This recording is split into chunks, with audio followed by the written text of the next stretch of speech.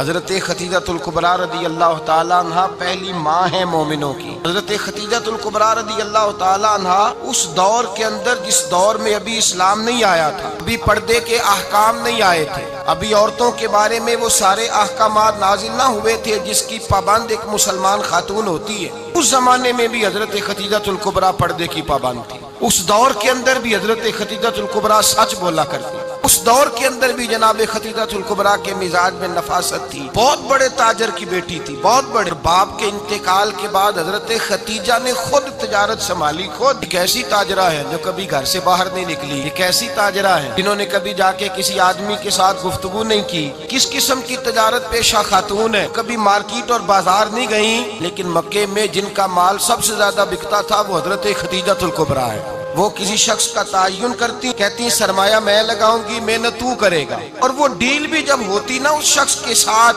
تو وہ بھی ڈائریکٹ حضرت خدیجہ نہ کرتی کہ آپ کی یہ خادمہ تھی حضرت نفیسہ، بعد میں وہ مسلمان، ان کی ذمہ داری ہوتی۔ وہ خاتون جا کر اس آدمی سے گفت و شنید کرتی، حضرت خدیجہ کا مال لے کے لوگ جاتے۔ مکے میں جب سب لوگوں کا نقصان ہوا نا، جس سال، جناب نفیسہ کہتی ہیں جس سال سارے مکے والوں کا مال ڈوب گیا، حضرت خدیجہ کو اس سال بھی اللہ تعالیٰ نے 11 گنا نفع عطا فرمایا، اس سال بھی بڑا نفع دیا، حالانکہ تجارت کے ساتھ نہیں، ابتدا اسلام میں۔ اور پھر عجیب بات یہ ہے کہ 2 دفعہ شادی ہوئی، 2 دفعہ بیوہ ہوئی۔ وہ بیٹے تھے حضرت خدیجہ کے، نبی پاک صلی اللہ علیہ وسلم سے قبل اب کے 2 بیٹے تھے، ہند اور حالہ، دونوں مسلمان ہوئے، دونوں حضور کے صحابی ہوئے۔ 2 شہزادے تھے حضرت خدیجہ کے، 2 دفعہ پہلے شادی ہوئی، دونوں خامد انتقال کر گئے کہ بڑے بڑے۔ اور حضرت خدیجہ بنو قریش میں سے ہیں، 3-4 نسلیں اوپر جا کر ان کا خاندان نبی پاک صلی اللہ علیہ وسلم کے ساتھ مل جاتا ہے۔ حضرت خدیجہ کا 2 دفعہ نکاح ہوا، آپ بیوہ ہو گئی، دونوں دفعہ خامد وصال کر گئے۔ بڑے بڑے مکے کے سرداروں نے پیغام نکاح دیا، حضرت خدیجہ خاموش رہی، نکاح نہیں کیا۔ لوگوں نے بڑی وجوہات بیان کی، الگ الگ باتیں لکھی۔ شیخ محقق شاہ عبد الحق محدث دہلوی فرماتے نہیں، اصل بات اور تھی۔ عرب کے اندر سال کے بعد عورتوں کا ایک میلہ لگتا تھا خانہ کعبہ کے پاس، صرف عورتیں اکٹھی ہوتی تھی، میلہ لگا ہوا تھا۔ ایک قرآن جاننے والا یہودی عالم بھی آیا ہوا تھا، وہ بیبیوں کے مجمع پہ نظر ڈال کے کہنے لگا، بیبیوں مرد کا کام تو کوئی نہیں عورتوں کے مجمع میں بات کرنا، لیکن میں تمہیں ایک پیغام دینے لگا ہوں،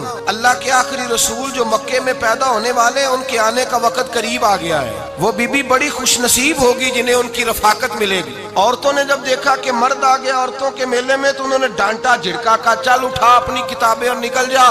خدیجہ کہتی ہیں باقیوں نے ڈانٹا اور میں نے بات پلے سے باندھ لی، میں انتظار کرنے لگی، اللہ کرے وہ نصیب میرے ہی ہو، اللہ کرے مقدر میرا ہی کھلے۔ فرماتی میں تسبیح پڑھتی، درود پڑھتی، میں اس زمانے میں جو اللہ کا ذکر جس طرح ہوتا تھا وہ میں شروع کرتی، اور جب فارغ ہوتی تو میں التجا کرتی کہ اللہ میرے نصیبیں کھول دے۔ آہستہ آہستہ آہستہ آہستہ میں حضور کی تعریف سننے لگی، آہستہ آہستہ تعریف سننے لگی۔ نبی پاک صادق ہیں، امین ہیں، سچے ہیں، امانتدار ہیں، اس برے اور میلے معاشرے میں بھی سب سے اعلیٰ بھی ہیں اور سب سے اجلے بھی ہیں، وہ سب سے پاکیزہ ہیں۔ میں سننے لگی تعارف، آہستہ آہستہ میں ان کی گرویدہ ہونے لگی۔ ادھر یہ پاک صلی اللہ علیہ وسلم اپنے چچا جناب ابو طالب کے پاس رہتے تھے، قحط آ گیا، حالات بگڑ گئے۔ حضور سید عالم صلی اللہ تعالی علیہ وسلم سے چچا کہنے لگے، بیٹے اگر مال تجارت لے کے شام جاؤ تو بڑا نفع کماؤ گے، ضرورت بھی ہے، اور اگر ہو سکے تو خدیجہ کا مال لے کے جاؤ۔ پاک نے کہا چچا میں نہیں کہوں گا کسی سے جا کے، میں نہیں کہتا کسی سے جا کے، جو میرے نصیب میں ہوگا میرا رب خود عطا فرمائے گا،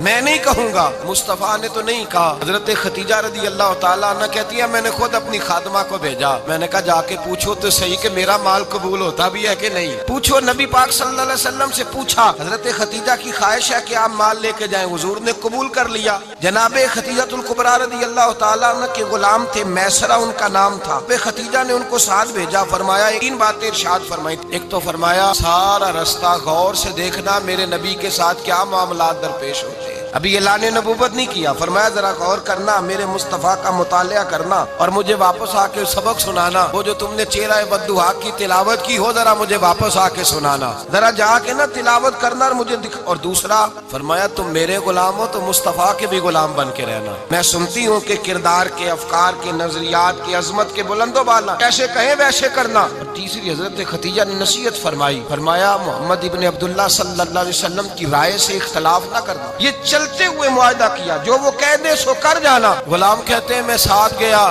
باتیں میں نے سن لی، لیکن جب سفر شروع ہوا نا ابھی چند منزلیں طے ہوئی تھی، میں نے کہا خدیجہ آپ نے کیا نصیحت کرنی تھی، ان کے ساتھ جو رہے گا وہ ان کا غلام ہی بن جائے گا۔ माया वो भी साथ रहता, गुलाम हो जाता। मैसरा कहते मैं गया, तजारत शुरू हुई। कहते नबी पाक सल्लल्लाहु अलैहि वसल्लम जब मंडी में पहुंचे तो लोग कस्में उठा उठा के माल बेच रहे थे। अल्लाह के महबूब जब गए ना तजारत करने तो एक आदमी कहने लगा चलो माज़अल्लाह, बुतों के नाम थे लात व मनात, कहने लगा लात की, उज़्ज़ा की, मनात की कसम उठाओ। नबी पाक फरमाने लगे उनकी कसम उठाऊं जिनका मैं नाम लेना भी पसंद नहीं करता। तो ये लाने नबूवत नहीं किया और फरमाया वैसे भी मैं कसम दे के माल नहीं बेचता, खरीदना है तो खरीदो, नहीं खरीदना तो ना खरीदो। कहते हैं लोग कसमें उठा उठा के पीछे जाते थे, मेरे नबी जिससे रुख फेरते थे वो नबी पाक के पीछे हो जाता था। कहते कई गुना ज्यादा नफा कमाया। हम रस्ते में थे, हुजूर एक दरख्त के नीचे आराम करने लगे।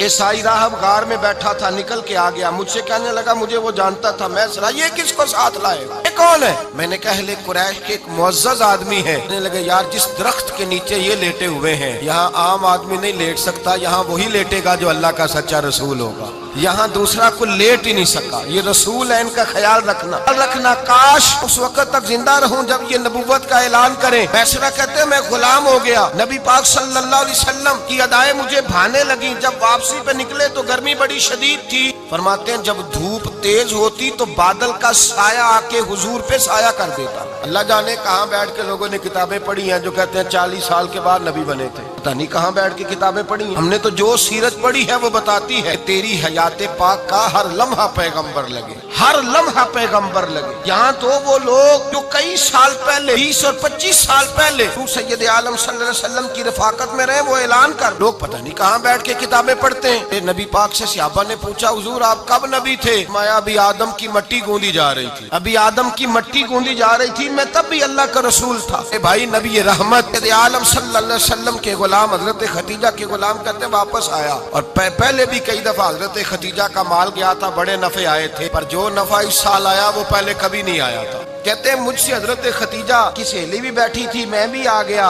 और जनाब खतीजा की सहेली कहने लगी चल माल के बारे में कुछ बता, कितना बिका? मैंने कहा माल छोड़ो, सफा की सुनो। और फिर कहती चलो ठीक है, बादल साया करता था, चलो ठीक है। उनसे राहब ने पूछा था ये सही है, उन्होंने तेरी सारे रस्ते बड़ी खिदमत की, तेरा बड़ा ख्याल रखा, पर ये भी बता तजारत कैसे हुई? मैसरा कहने लगा जिंदगी मैंने भी सारी गुजार दी है, इस रसूल के साथ 4 दिन ही गुजारे हैं। भाई मुझसे और कुछ ना पूछो, और कुछ ना पूछो, आ मेरे दिल आमिना के लाल की बातें करे, कुछ ना पूछो, बस जिक्र उनका छेड़िए हर बात पर, छेड़ना शैतान का आदत कीजिए, बस मुझे हुजूर के तज़किरे बयान करने हैं, जिक्र मुस्तफा करना है। हज़रत खतीजतुल कुबरा बड़ी मुतासर हुई, कहती है मुझे दर्जनों लोगों ने पैगाम निकाह दिया था पर मैंने सुनी नहीं थी। मैंने नफीसा के हाथ पैगाम भेजा, मैंने कहा मेरी उम्र 40 साल है, उनकी 25 साल और मेरा हवाल और तरह का है, वो शहनशाह है, जाके पूछो तो सही, भला मैं कबूल होती हूँ? पूछो।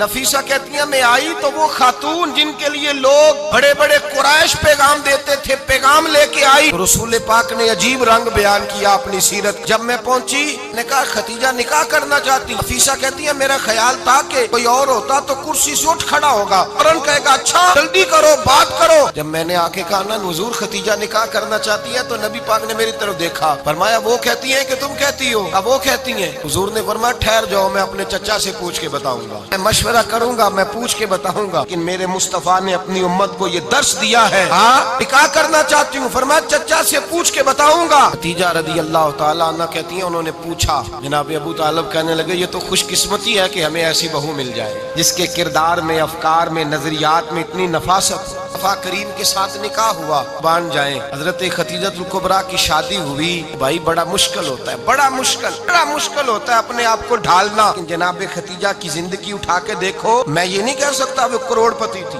अरब खरब की मैं बात ही नहीं कर सकता। 20-20 नौकरानियां थी उनके पास, दर्जनों उनके पास गुलाम थे, लेकिन जब रसूलुल्लाह के दरवाजा नूर पे आई है, उन्होंने मेरे नबी के घर में झाड़ू भी दिया है, उन्होंने हुजूर के कपड़े भी धोए हैं, उन्होंने रसूलुल्लाह के लिए अपने हाथों से खाना बनाया। उन्होंने देखा कि नबी पाक सल्लल्लाहु अलैहि वसल्लम को दौलतों से, तिजारतों से, सरमाए से प्यार नहीं, जितनी दौलत थी शाम को लाके कदमों में रख दी। का महबूबा जब मैं तेरी हूँ, मेरी हर शय ही आपकी है। चंद दिनों में हुजूर ने सारी चीजें दे दी अल्लाह के रस्ते में, हर चीज नबी पाक ने दे दी। हजरत खतीजतुल कुबरा का हाल ये था कि एक जोड़ा रह गया, कई जगह से पेबंद लगे हुए, मैं गुड्डी डोर सजन दे, जिंज रखे उंज रहना है, वाजिब नहीं जे विच शरीयत मंदा खसम नो कहन, ठीक है साल में महबूब राजी है, चीज कदमों में रख दी और हुजूर के हर रिश्ते का ख्याल किया।